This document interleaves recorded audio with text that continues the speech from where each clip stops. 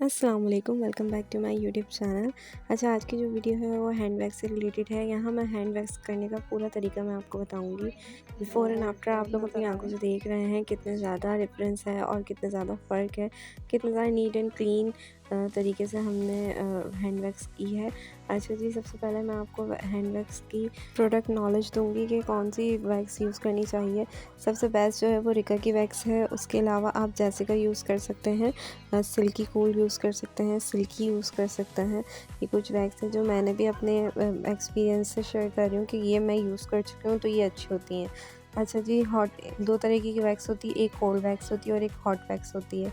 Hands and leg पर हम ज़्यादातर कोल्ड वैक्स यूज़ करते हैं, जो अभी मैं आपको करके बता रही हूँ।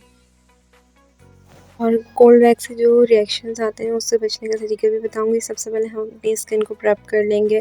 हॉट वैक्स अगर हम कोल्ड वैक्स सॉरी अगर हम गर्मियों में कर रहे हैं तो सबसे पहले हमने क्या करना है, पाउडर लगाना है। पाउडर लगाने के बाद हमने स्टार्ट करना है। और अगर हम सर्दियों में कर रहे हैं तो हमें किसी पाउडर वगैरह की नीड नहीं होगी। सबसे पहले हमने इस तरीके से अपने वैक्स को थोड़ी सी क्वांटिटी में लेना है और स्किन पे रख के इसको जितनी थिन लेयर हो सकती है उतनी थिन लेयर करनी है, यानी पतली लेयर रखनी है। जितनी पतली लेयर रखेंगे उतनी हमारे जो हेयर्स हैं वो अच्छे से निकल सकेंगे। ठीक है, यहाँ पे भी जो मैं वैक्स यूज़ कर रही हूँ वो जेसिका की वैक्स है। जेसिका की चारकोल वैक्स यूज़ कर रही हूँ मैं। और फिर जब हम यहाँ पे वैक्स लगा लेंगे तो स्ट्रिप्स को, ये वैक्स स्ट्रिप्स कहलाती हैं। वैक्स स्ट्रिप्स भी आप कोई सी भी यूज़ कर सकते हैं, जेसिका वगैरह की किसी की भी कर सकते हैं। लूज़ स्ट्रिप्स भी यूज़ कर सकते हैं और इस तरीके से पूरे ना एनर्जी के साथ यहाँ पे आपने इसको पुल करना है, ठीक है, खींचना है।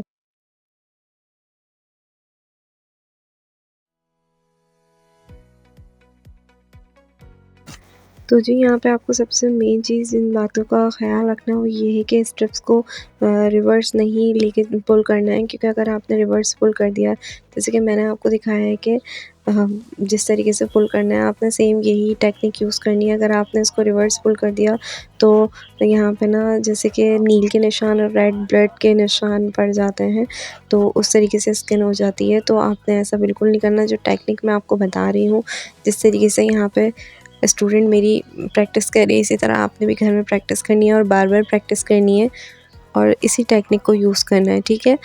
अच्छा जी, कुछ रिएक्शंस जो होते हैं हैंड वैक्स के वो मैं आपको शेयर कर देती हूँ। किसी के रैशेज़ हो जाते हैं, किसी की ना बहुत ज़्यादा रेडनेस हो जाती है और किसी के ना छोटे-छोटे दाने हो जाते हैं। तो उन सब से बचने के लिए सबसे मेन चीज़ ये होगी कि जब आप वैक्स करवा लें तो उसके बाद आप ना आइसिंग कर लें और आफ्टर वैक्सिंग ऑयल यूज़ कर लें, कोई भी अच्छी ब्रांड का, या तो मास्क यूज़ करना है। वैक्स वैक्स के बाद जो मास्क यूज़ होता है हैंड्स एंड लेग्स का, वो यूज़ कर लें। और अगर फेस वैक्स करवा रहे हैं तो फेस में तो सिर्फ रिका यूज़ करें, बेस्ट है। सॉफ्ट टच यूज़ कर सकते हैं, वो भी बेस्ट है। मैं अपने सैलून में ये दोनों ही यूज़ करती हूँ, आप भी अपने घर में यूज़ कर सकते हैं।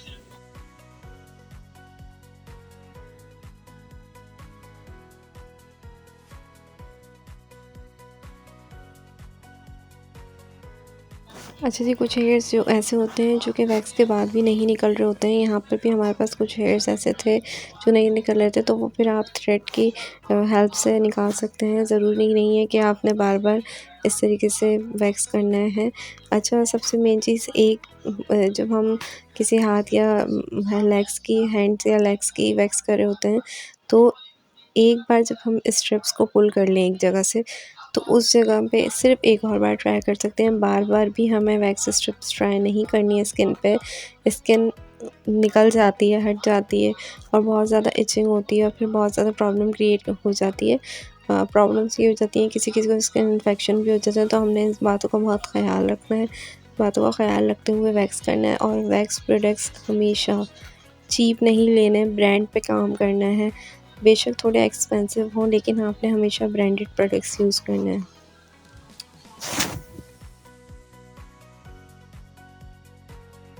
अच्छा, फ्रंट साइड के हैंड्स कंप्लीट हो गए थे, तो ये जब बैक साइड के जो हैंड्स होते हैं ना, उसका भी मैंने यहाँ पे टेक्निक बताई है। इसको हाथ को बिल्कुल बेंड करना है। बेंड करने के बाद इस टेक्निक से आपने पुल करना है स्ट्रिप्स को, क्योंकि अगर यहाँ पे भी हमने गलत पुल कर लिया तो बहुत ज़्यादा इश्यूज़ क्रिएट हो जाते हैं, रेडनेस हो जाती है, रैशेज़ हो जाते हैं। यहाँ हम विंटर में, क्योंकि अभी विंटर वेदर चल रहा है कराची में, तो जो हमारी वैक्स थी वो बहुत ज़्यादा ड्राई हो रही थी। तो यहाँ पे मैंने ड्रायर की हेल्प से इसको थोड़ी सी हीट दी, और हीट देने के बाद आप देखें ये कितनी सॉफ्ट और मेल्ट हो गई है। तो ईज़िली अब ये आराम से पुल हो रही है, वरना ये बहुत ज़्यादा ड्राई हो गई थी जिसकी वजह से पुल नहीं की जा रही थी और वैक्स स्ट्रिप्स उसके अंदर स्किन के अंदर स्टिक हो रही थी। तो अब जो मैंने किए ना तो वो बहुत ईज़िली हो गई। अब यहाँ पे कुछ हेयर्स रह गए थे तो मैंने थ्रेड की हेल्प से हेयर्स को नीट कर लिया था। तो जी ये बिफ़ोर एंड आफ्टर मैंने स्क्रीन पे शो करा दिया है। इसी तरह मेरा साथ दीजिएगा, नेक्स्ट वीडियो का इंतज़ार कीजिएगा। अपना ख़्याल रखिएगा। अल्लाह हाफ़िज़।